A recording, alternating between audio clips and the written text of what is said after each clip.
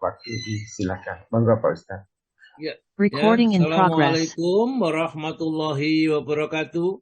Waalaikumsalam warahmatullahi wabarakatuh. Innal hamdalillah nahmaduhu wa nasta'inuhu wa nastaghfiruh wa na'udzu billahi min shururi anfusina wa min sayyiati a'malina. May yahdihillahu fala mudhillalah wa may yudlil fala hadiyalah. Asyhadu an la ilaha illallah wahdahu la syarikalah wa asyhadu anna Muhammadan abduhu wa rasuluh.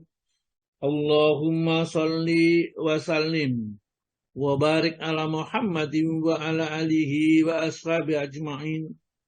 Subhanaka la ilma lana illa ma 'allamtana innaka antal alimul hakim.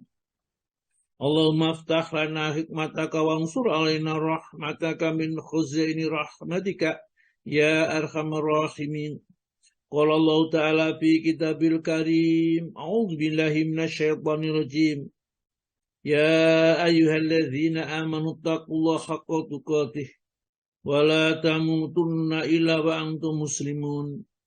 Ya ayyuhan nasu taqu rabbakumul ladzi khalaqakum min nafsin wahidah wa khalaqa minha zawjaha wa batha minhuma rijalan katsiran wa nisaa'a. Wattaqullaha alladzi tasaaluna bihi wal arham innallaha kana 'alaikum raqiba. Ya ayyuhalladzina amanu taqullaha wa qulu qawlan sadida yuslih lakum a'malakum wa yaghfir lakum dzunubakum wa may yuti'illaha wa rasulahu faqad faza fawzan 'azima. Amma ba'du fa innal astaqal hadisi kitabullah wa khairal hadi Muhammadin sallallahu alaihi wasallam wa syarrul umuri muhdatsatuha wa kullu muhdatsatin bid'ah wa kullu bid'atin dhalalah wa kullu dhalalatin finnar. Bapak dan Ibu sekalian, jamaah pengajian online Asyifa yang dirahmati oleh Allah, alhamdulillah dengan nikmat dan karunia-Nya Allah kita istiqomah. Ya, setiap pagi mendengarkan tausiah, kajian-kajian tentang keislaman kita ini supaya menjadikan lebih sempurna cara beribadah kita kepada Allah. Baiklah, kita langsung aja hari ini. Saya pikir tadi sudah ada beberapa hal yang saya sampaikan. Masuk aja bacaan surat Al-Qiyamah ayat ke-26 sampai ke-40 agak panjang, tapi suratnya pendek, ayatnya pendek-pendek. Ini mengingatkan kepada kita saat-saat tatkala terjadi permisahan kematian, ya. Kalau bisa surat Al-Qiyamah itu dihafalkan, ya, supaya kita bisa menghayati kandungan yang ada di dalamnya. Monggo Ibu Budi. Inggih Ustaz. Bismillah. Assalamualaikum warahmatullahi wabarakatuh. Waalaikumsalam warahmatullahi wabarakatuh. A'udzu billahi minasy syaithanir rajim.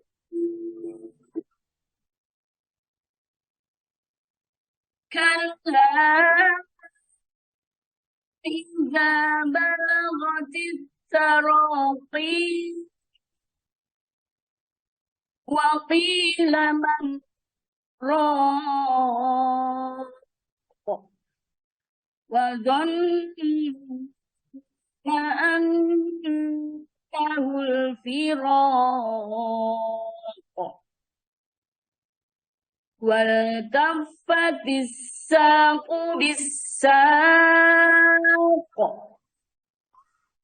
ila rabbika yawma idzinil masaq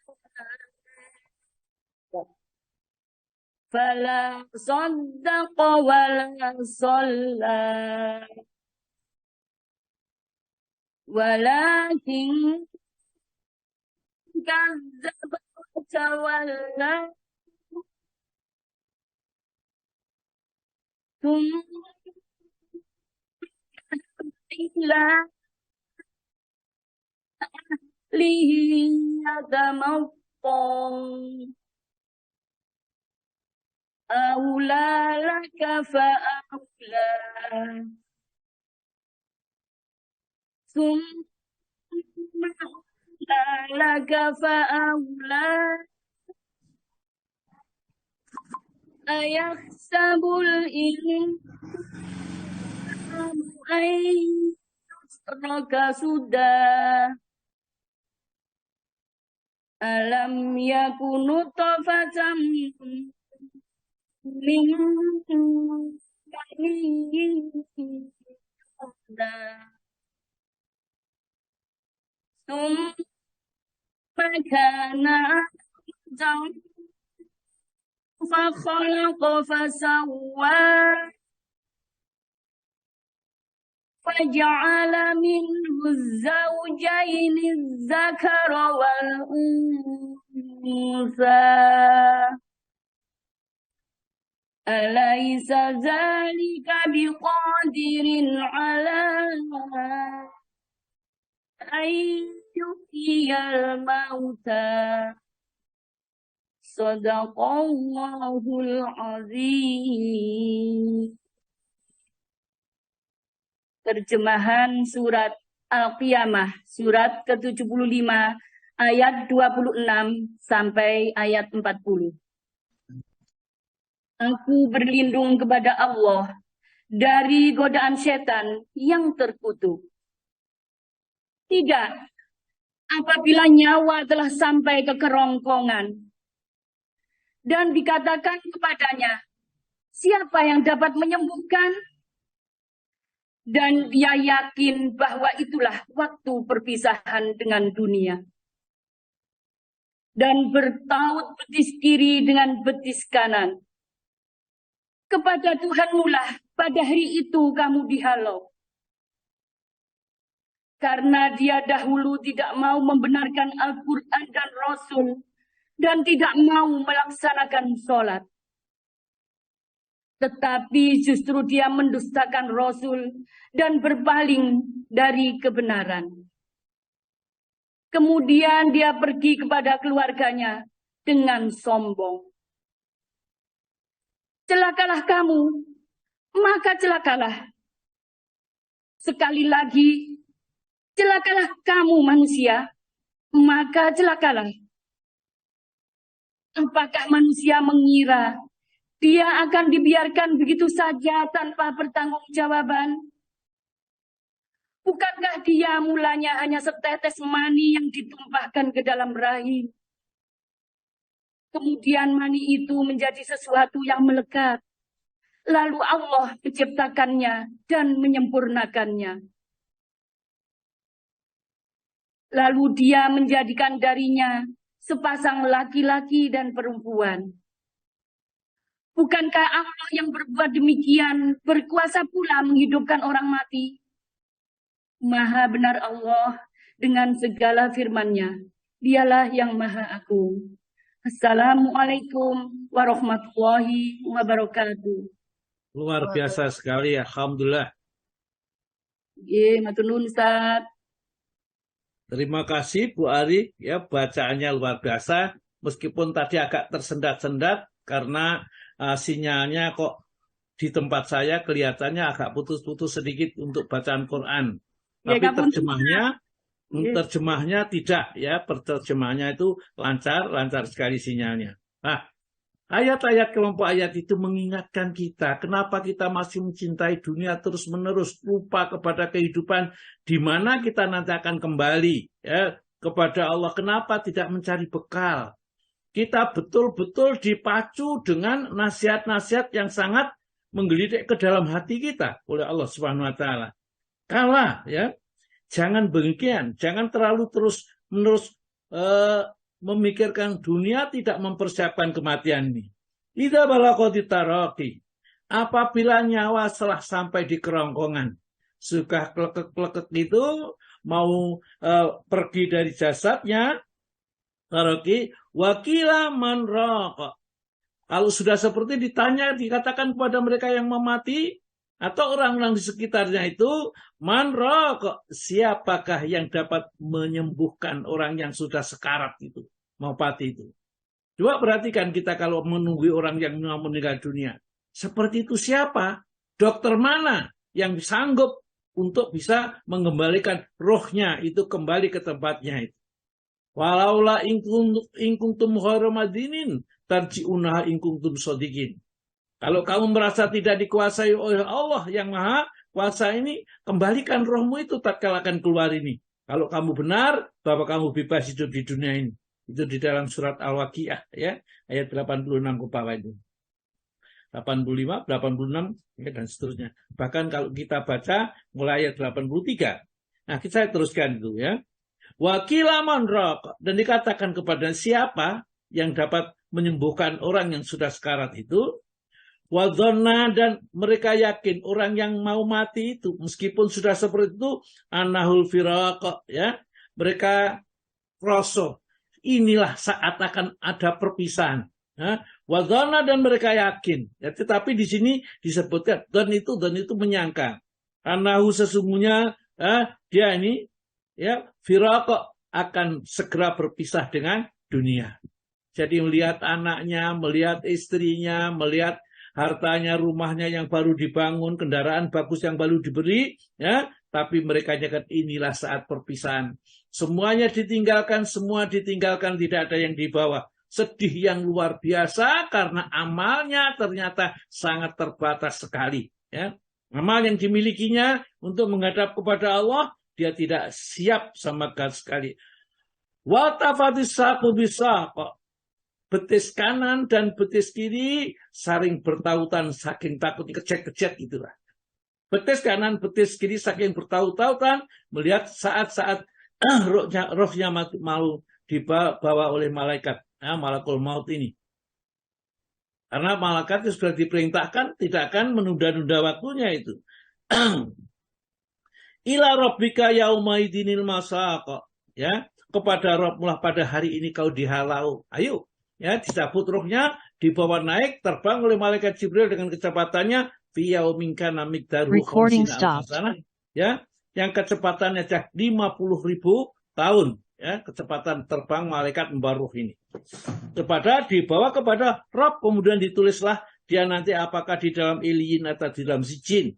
Orang-orang yang durhaka ditulis di dalam kitab Sijin, kitab-kitab orang durhaka yang calon masuk neraka nanti di akhirat, dan orang-orang yang berbakti innal abrara lafi naim, ya, orang yang berbakti kitab catatannya di dalam Iliyin. Wa ma'adraka ma Iliyun, apakah Iliyun itu? Kitabun marqum yasadul muqarrabun, kitab yang tertulis yang disaksikan oleh para malaikat yang dekat, ya. Celakanya orang yang mau mati di sini disebutkan fala saddaqa, dia tidak pernah membenarkan tentang keesaan Allah, ajarannya Nabi, ya. Wala sholat, dan tentunya mereka tidak mau mengerjakan sholat karena sholat itu yang memerintahkan Allah, yang mencontohkan Nabi, ya. Walakin, bahkan akan tetapi sebenarnya bahkan kadzdzaba, dia mendustakan, ya, Al-Quran yang diturunkan oleh Allah. Ya, dia tidak percaya bahwa itu wahyu dari Allah. Watawala, dan dia berpaling dari ajaran yang ada di dalam Al-Quran ini. Ya. Setelah itu dia merasa hebat. Tsumma dzaba ila ahli yanaratto, ya. Kemudian dia kembali kepada keluarganya, teman-temannya, yatamatta, ya, dengan sombong sekali. Bahwa dia merasa ini Abu Jahal, ya, Abu Lahab dan teman-temannya itu merasa hebat karena dia sudah bisa mendebat Nabi, ya. Nanti terjadi kematian akan menyesal seperti ini. Aulalaka, celakalah bagimu, wahai orang-orang kafir yang mendustakan, yang berpaling dari Al-Quran itu. Fa'alaka, dan celakalah kamu, 2 kali celaka. Ini disebutkan di Allah Ta'ala itu. Summa, kemudian aulah, celaka, ya. Laka untuk kamu wahai orang-orang kafir, fa'aulah, maka celakanya 4 kali celaka. Tatkala taksi cabut ruhnya, tatkala dikuburkan di padang mahsyar, tatkala ditimbang amalnya, dan celakalah kita tatkala besok lewat sirat, mereka tidak akan bisa melewati sirat dengan selamat, ya. Ayah sabul insanu, apakah manusia menyangka, ya? Ayah sabul insanu, apakah manusia menyangka ayutroka sudah mereka dibiarkan begitu saja tanpa pertanggungjawaban, dulu mencuri, dulu berjudi, berbuat jahat, merampok dan lain-lainnya, apa kira-kira nggak ada balasan? Oh, salah besar kalau mereka menganggap itu dibiarkan saja begitu itu. Ya. Perhatikan bahwa Allah Ta'ala sudah membuat manusia itu bertahap. Alam, ya, alam yakun nutfatan min maniyyin yumna. Bukanlah dia asalnya dia nutfah, ya. Setetes air mani maniyyin yumna yang ditumpahkan, ya, dari seorang laki-laki kepada rahim seorang wanita, ya. Alam lakum nutfatan min maniyyin yumna, cuma karena alaqatan, kemudian setelah ditumpahkan jadilah alaqah, ya. Ya. Wa khalaqa, benar alaqah itu diciptakan oleh Allah, fasawwa, dan disempurnakan kejadian menjadi bayi lahir di dunia menjadi kita semua ini. Dan apakah seperti itu dibiarkan saja, diberi nikmat, kemudian dia berbuat jahat, dibiarkan saja? Tentu tidak, ya. Dan perhatikanlah manusia ini. Faja'ala minut zakara, minut zauzaini dzakara wal unsa. Dan Allah telah menjadikan, ya, kepadanya itu pasangan-pasangan laki-laki dan perempuan. Itulah Allah yang nanti akan meminta pertanggungjawaban, ya, di hadapannya tentang makhluk ciptanya yang namanya manusia ini. Ya. Dia telah menciptakan pasangan dari laki-laki dan perempuan, ya. Alaisa, bukankah, ya? Alaisa dalika, bukankah yang demikian itu biqadirin? Allah itu juga berkuasa ala ayyuhiyal mauta, untuk menghidupkan kembali orang yang mati. Tapi kenapa manusia tidak suka segera mempersiapkan diri tatkala kebangkitan setelah mati? Nah, kita lanjut sekarang kepada kaifiat tata cara sholat jenazah. Jadi yang kemarin sudah dijelaskan, ya, tentang caranya. Ada niat, kemudian, ya, ada niat, kemudian doa, baca Al-Fatihah, baca sholawat, kemudian takbir lagi, doa dan doa. Ya, sekarang dirinci lagi kaifiat atau tata cara sholat jenazah. Moga Pak Tomo, sudah ada Pak Tomo? Ya, Ustaz. Bismillah. Moga. Kaifiat atau tata cara sholat jenazah. Setelah dipenuhinya semua syarat sholat, hendaklah orang yang akan mengerjakan sholat jenazah itu berdiri lurus dan berniat menyembahyangkan jenazah yang di depannya. Lalu mengangkatkan kedua belah tangan sambil membaca takbiratul ihram. Kemudian meletakkan tangan kanan di atas tangan kiri dan mulai membaca Al-Fatihah. Setelah itu membaca takbir lagi dan membaca sholawat Nabi. Yeah. Lalu takbir ketiga dan berdoa untuk jenazah. Kemudian takbir keempat dan berdoa lagi dan akhirnya memberi salam. Ya, ini adalah secara ringkas, ya. Jadi kalau kita sudah wudu, ya, karena persyaratan sholat jenazah sama dengan persyaratan sholat 5 waktu, menghadap kiblat, ya, kemudian pakaiannya suci, tempatnya juga, badannya juga suci, semuanya sama dengan sholat. Ya. Kemudian dia berdiri, kemudian langsung mengangkat tangan takbiratul ihram, Allahu Akbar, sama dengan sholat biasa, meletakkan tangan kanan di atas tangan kiri di atas dada. Ya. Dan di sini perlu diperhatikan bahwa mengangkat tangan sholat jenazah yang 4 kali takbir itu hanya pada takbir yang pertama saja, yaitu takbiratul ihram yang mengangkat tangan.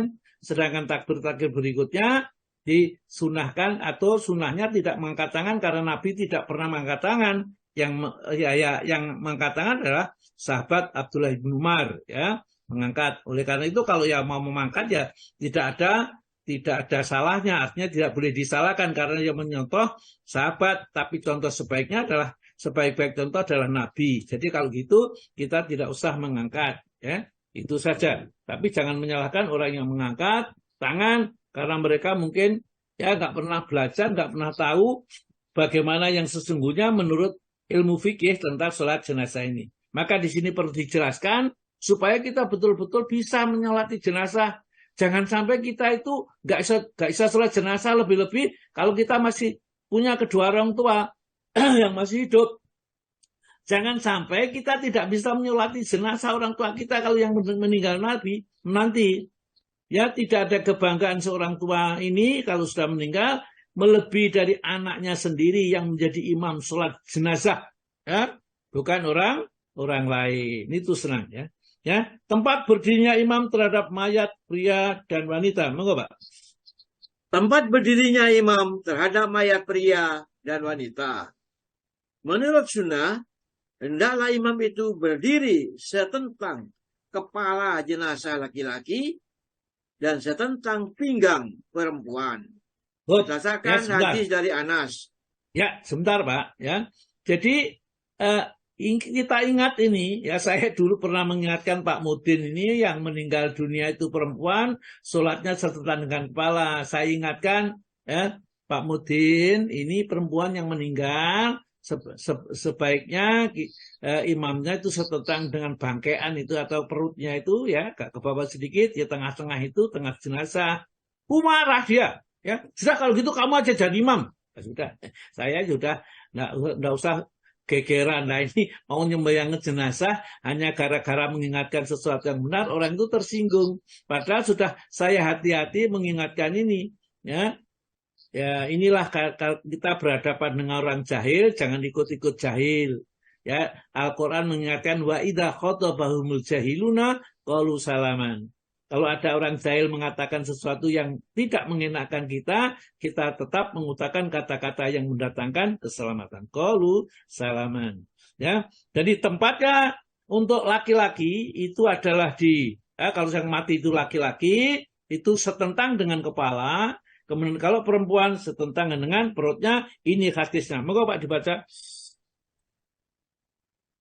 Berdasarkan hadis dari Anas radhiyallahu anhu yang artinya bahwa ia, yakni Anas, menyembayangkan jenazah laki-laki, maka ia berdiri dekat kepalanya. Setelah jenazah itu diangkat, lalu dibawa jenazah wanita, maka disalatkannya pula dengan berdiri dekat pinggangnya. Lalu ditanyakan orang kepadanya, beginikah cara Rasulullah SAW menyembayangkan jenazah, yaitu bila laki-laki berdiri di tempat seperti Anda berdiri itu, dan jika wanita juga seperti yang Anda lakukan. Benar, kata Anas.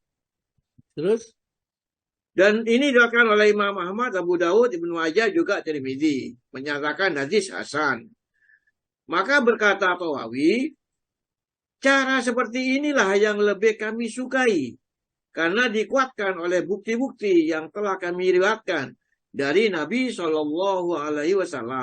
Ya, jadi nanti bapak-bapak ini dari Asifah jangan sampai ada yang tidak berani jadi imam. Jadi dari imam sama saya mengerti ini yang meninggal laki-laki atau perempuan.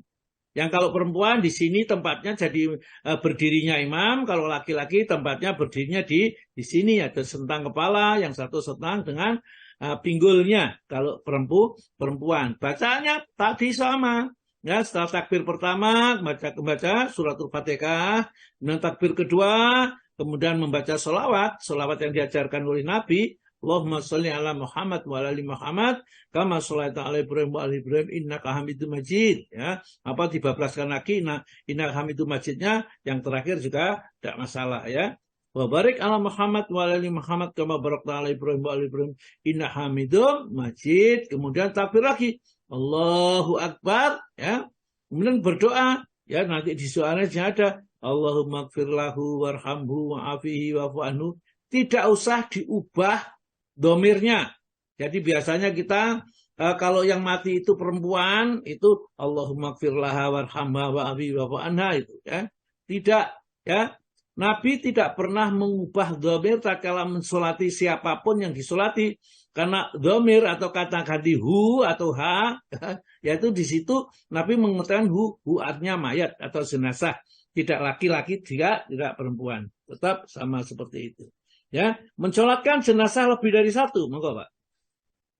Menyolatkan jenazah lebih dari satu, jika kebetulan ada beberapa mayat terdiri dari laki-laki atau wanita saja, hendaklah dibariskan satu persatu di antara imam dan kiblat, agar semuanya berada di depan imam.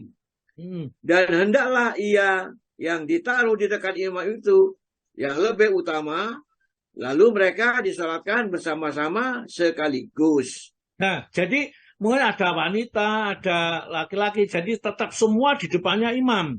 Ya, hanya saja imam itu berdiri di paling depan, dekat seorang. Kalau laki-laki ya di setentang kepala. Kalau yang di depan itu perempuan, karena yang disolati perempuan sekian ya setentang dengan pinggulnya. Ya. Kemudian laki-laki, kemudian perempuan, anak-anak, kemudian perempuan seperti sholat berjamaah, sama kalau disolatkan bersama-sama.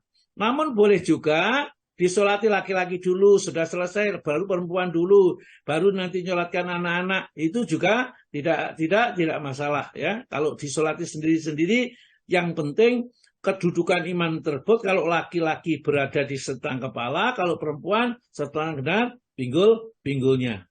Seandainya mayat, monggo Pak. Seandainya mayat-mayat itu terdiri dari laki-laki dan perempuan, boleh disolatkan golongan laki-laki saja dulu. Kemudian baru golongan wanita. Dan boleh pula semuanya disolatkan sekaligus. Mayat-mayat laki-laki ditaruh di dekat imam, seterusnya ke arah kiblat mayat-mayat wanita. Iya, terus Pak. Diterima dari Nafi, yang diterimanya pula dari Ibnu Umar radhiyallahu anhu, yang artinya bahwa pada suatu kali disembayangkan 9 jenazah terdiri dari laki-laki dan wanita. Maka mayat laki-laki ditaruh di dekat imam. Selanjutnya arah kiblat, baru mayat-mayat wanita. Dibariskan satu persatu. Di antaranya ada mayat-mayat yang terdapat mayat Ummu Kulsum binti Ali, istri dari Umar. Juga seorang anaknya yang laki-laki bernama Said. Yang bertindak sebagai imam ketika itu ialah Said bin As. Dan di antara makmum terdapat Ibnu Abbas, Abu Hurairah, Abu Sa'id, Abu Qatadah. Mula-mulanya anak tadi ditaruh di dekat imam. Imam menyuruh supaya yang di depannya itu adalah mayat laki-laki. Ketika saya hendak membantah dan melihat kepada Ibnu Abbas, Abu Hurairah, Abu Sa'id, dan Qatadah, sambil menanyakannya, bagaimana sebenarnya ini? Maka mereka menjawab, itulah yang menurut sunnah. Ya, terus? Pada hadis tersebut, terdapat petunjuk bahwa jika mayat anak laki-laki disolatkan bersama mayat wanita, yang ditaruh di dekat imam itu adalah mayat anak. Yang berikutnya baru wanita. Dan seandainya berkumpul mayat laki-laki, wanita, anak laki-laki, maka hendaklah anak laki-laki ditaruh setelah deretan mayat laki-laki. Nah, ini maksudnya sama dengan kita aturan sholat berjamaah. Kalau berjamaah itu laki-laki di depan, ya, dekat dengan imam. Kemudian baru anak-anak, ya, baru kemudian ibu-ibu, ya, atau wanita kalau sholat berjamaah.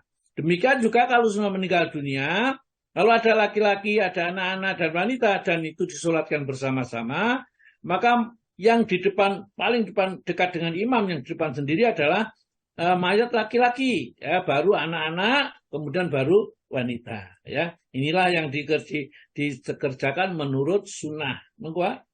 Sunnah membentuk 3 shaf dan meratakannya.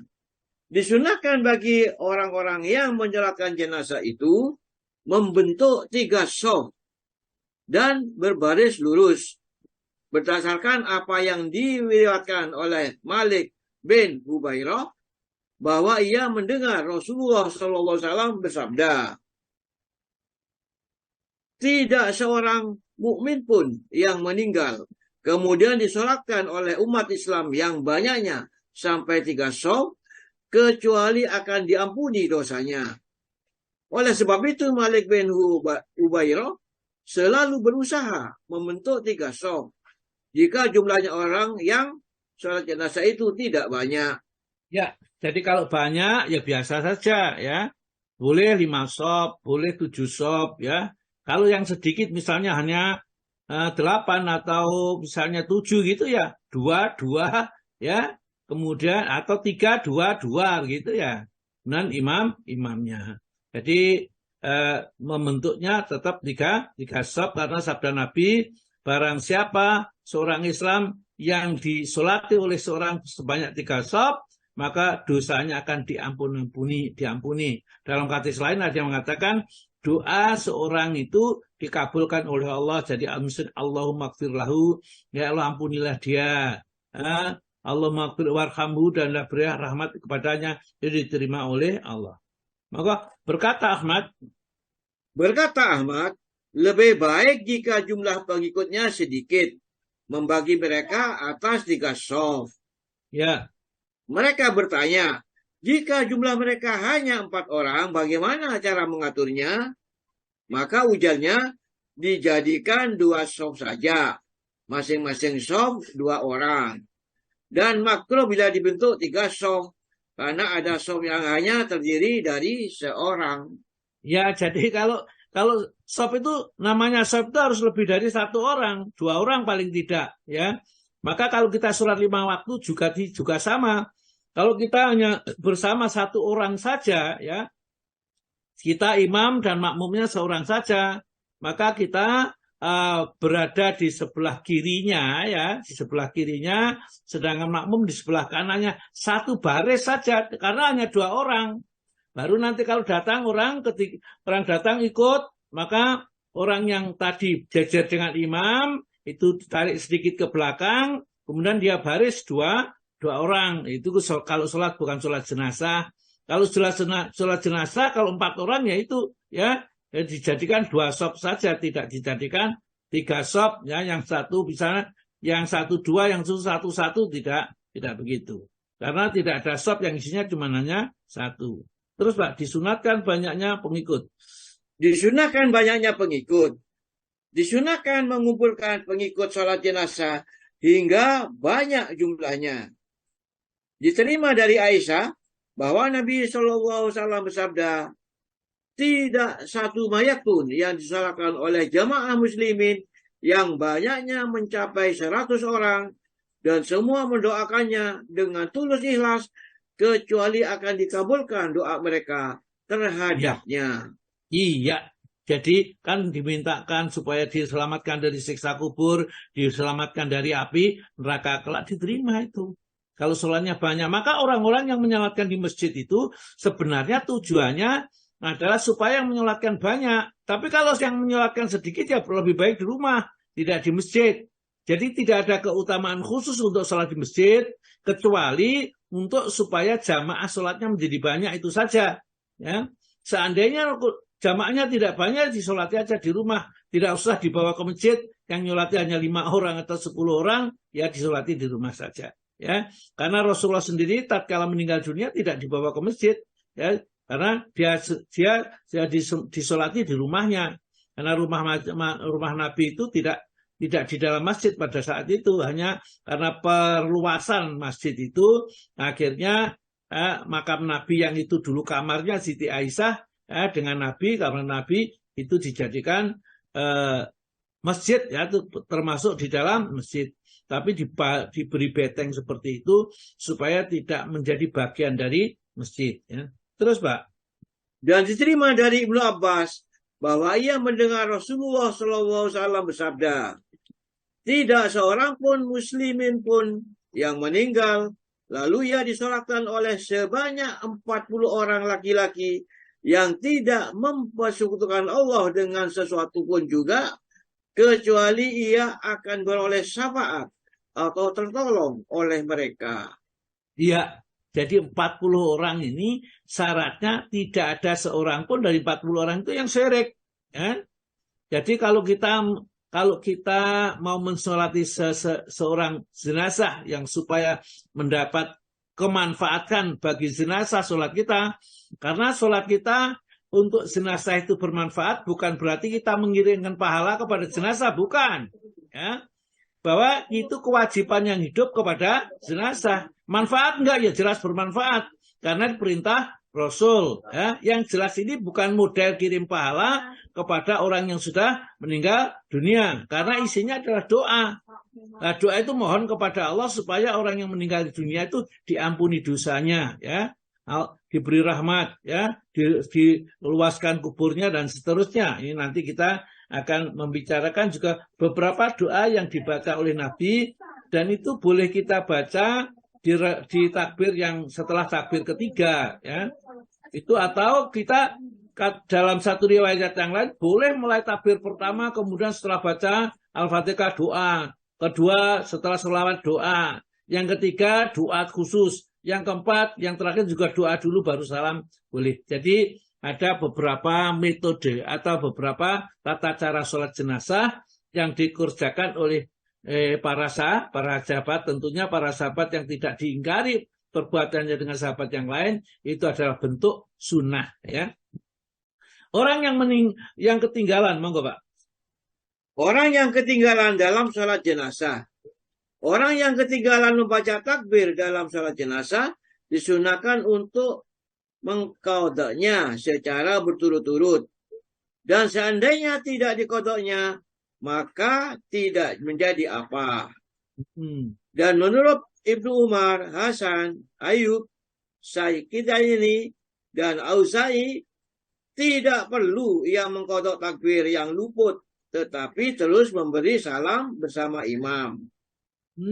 Dan berkata Ahmad, jika tidak diqadha, tidak apa-apa. Jadi ini kadang-kadang kita sholat jenazah, tetapi kita datang terlambat. Ya, si imam sana sudah takbir 2 kali, kita baru takbir sekali, 2 kali. Boleh kita qadha, yang 2 kali itu kita takbir dengan 4 kali, baru setelah itu salam. Atau tidak usah juga salam langsung bersama-sama dengan imam, itu tidak jadi masalah. Ya. Jadi tidak seperti sholat 5 waktu harus menyempurnakan rokaatnya, itu tidak seperti itu. Pengarang buku Al-Mughni, monggo Pak. Pengarang buku Al-Mughni menguatkan pendapat ini. Katanya, ucapan Ibnu Umar menjadi alasan kita, sedang tidak ada kedengaran di antara para sahabat yang menentangnya.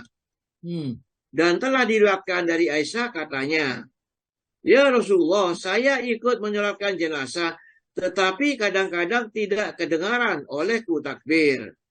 Maka ujar Nabi SAW, jika kedengaran, ikutilah takbir.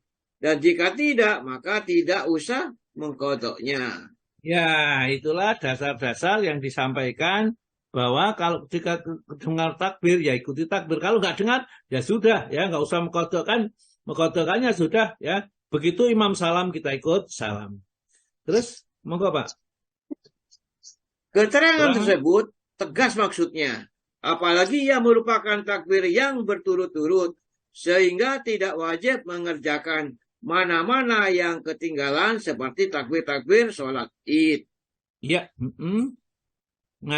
Mayat yang disolatkan dan yang tidak. Para fuqaha telah sepakat bahwa yang disolatkan itu ialah jenazah seorang muslim, baik laki-laki maupun wanita, kecil atau yang besar. Berkata Ibnu Munzir, para ulama telah ijma bahwa anak kecil bila diketahui hidup dalam istihlal, maksudnya ialah menangis, bersin, atau bergerak, membuktikan, maka hendaklah disembayangkan.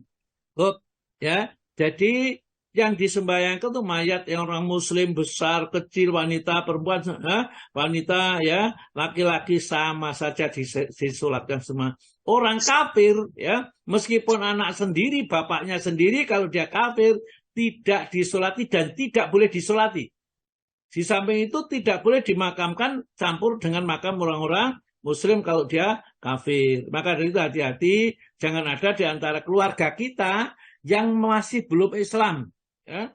Karena secara hukum mereka sudah tidak boleh disolat, tidak boleh gak usah dimandikan, gak usah dikafani, ya, dimasukkan gitu ada. Ya sebagaimana bangkai, ya, tidak masalah. Terus Pak. Diterima dari Mughirah bin Syu'bah bahwa Nabi SAW bersabda, Orang yang berkendaraan hendaklah berada di belakang jenazah, sedang yang berjalan kaki di depannya, dekat kepalanya, sebelah kanan atau kirinya. Sedang anak yang keguguran juga disolatkan dan didoakan keampunan dan rahmat bagi kedua orang tuanya.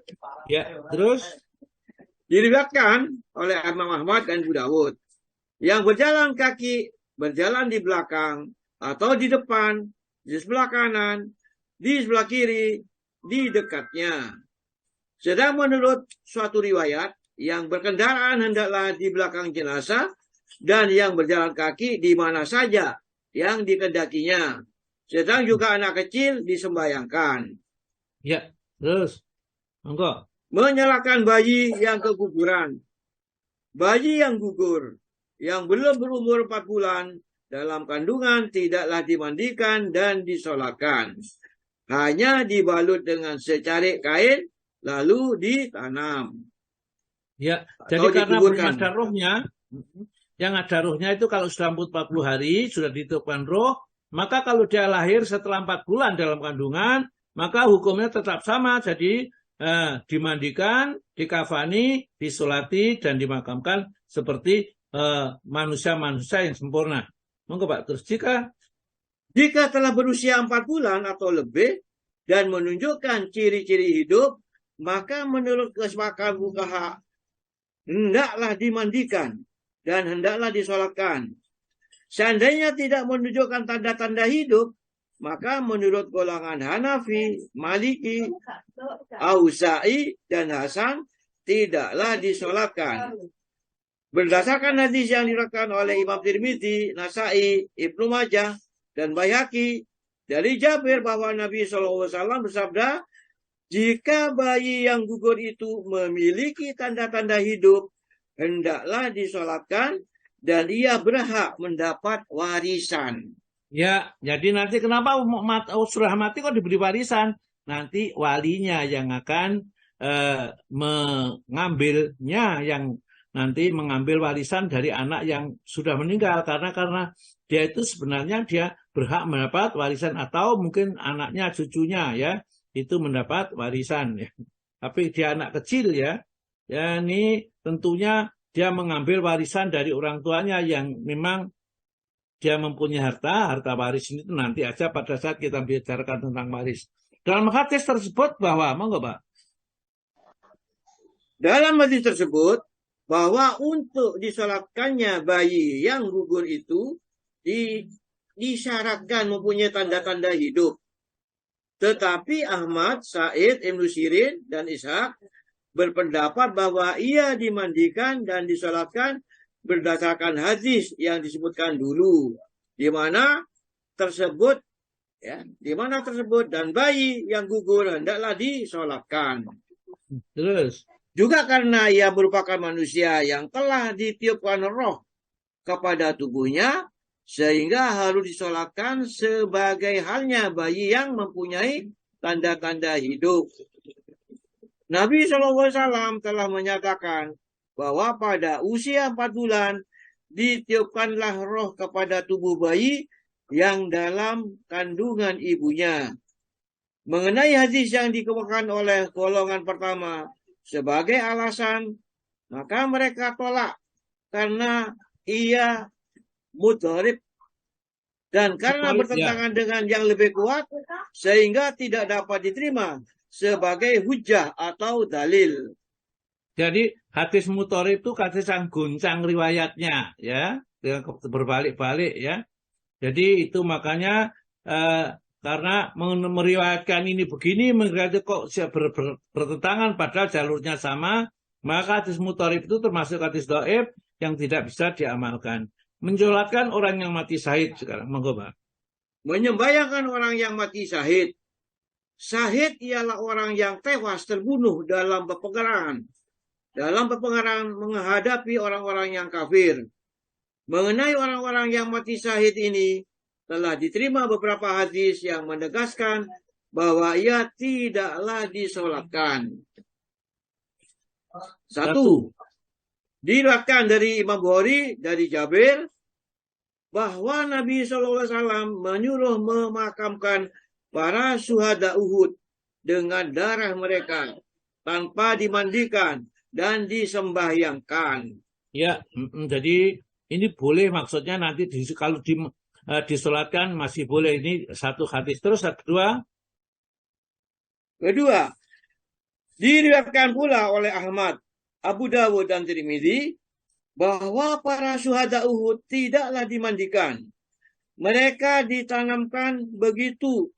Maksudnya mereka itu dimakamkan berikut dengan darah mereka dan mereka tidak pula disolatkan. Ya, terus Bang. Di samping itu diterima pula hadis-hadis sahih yang lainnya yang menyatakan bahwa orang yang mati syahid itu disolatkan. Ya, jadi seperti Hamzah itu sampai berkali-kali disolatkan oleh Nabi. Jadi beberapa syuhada itu disolatkan, Hamzah itu paman Nabi masih tetap disolatkan di depan, kemudian diganti lagi yang lain dengan syuhada-syuhada lain, tapi Sayyidina Hamzah tetap disolatkan, sehingga disolatkan berkali-kali. Saking Rasulullah rasakan sedihnya, pamannya meninggal dunia dalam keadaan dicabik-cabik oleh Hindun itu, diambil jantungnya di kemah-kemah itu, ya seperti itu. Jadi kalau begitu apa? Syuhada itu boleh disolatkan karena ada para syuhada yang juga disolatkan. Kalau banyak mereka menyulikan, langsung aja ditanam, tidak masalah, jadi tidak usah dimandikan dan tidak usah disolatkan. Terus Pak, diriwayatkan oleh Bukhari. Diriwayatkan oleh Imam Bukhari dari Uqbah bin Amir bahwa pada suatu hari Nabi SAW pergi keluar menyembayangkan korban perang Uhud seperti sembahyangnya terhadap jenazah setelah berselang masa 8 tahun lamanya. Tak ubahnya ia seperti mengucapkan selamat berpisah, baik bagi yang hidup maupun bagi yang mati. Iya, jadi suruh menyembayangkan jenazah supaya sudah 8 tahun meninggal dunia, kemudian masih disolati oleh Nabi. Dulunya mungkin tidak disolati. Itulah yang dalil-dalil bahwa orang mati syahid itu boleh disolati. Dua, diterima dari Abu Malik Al-Ghafari, katanya, para korban Uhud dibawa ke hadapan Nabi SAW sebanyak 99 orang dan 10 dengan Hamzah. Lalu disolatkan oleh Rasulullah SAW. Ke-9 orang tadi diangkat, lalu didatangkan 9 orang lagi dan disolatkan oleh Nabi, sedangkan Hamzah tetap di tempatnya semula. Demikianlah selanjutnya sampai Nabi sholat selesai menyolatkan mereka.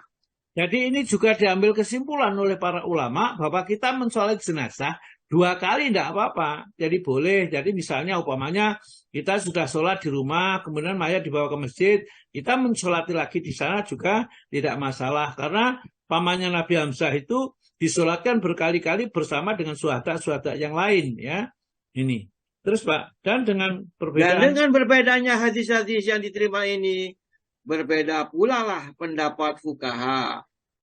Di antara mereka ada yang berpegang dengan semua hadis tersebut, dan ada pula yang memperbandingkan satu dengan lainnya, dan mengamalkan yang lebih kuat.